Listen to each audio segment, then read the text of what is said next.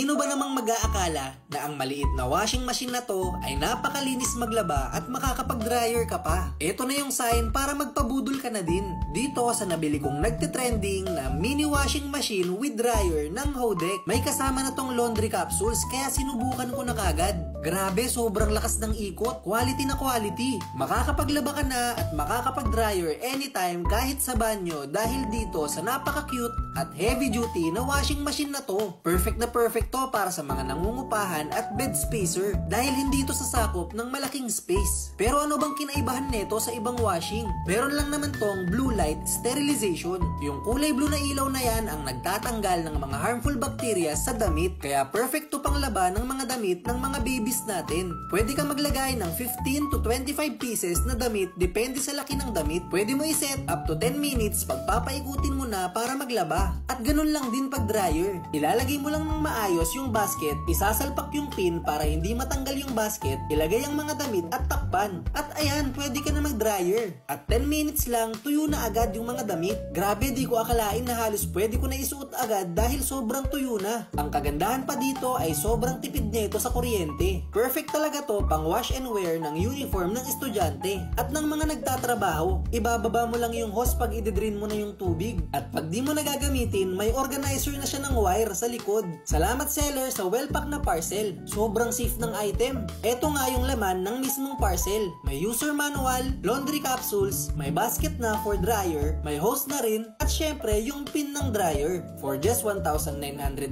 pesos lang, magkakaroon ka na ng original na mini washing machine. Kaya click the basket at i-check out mo na.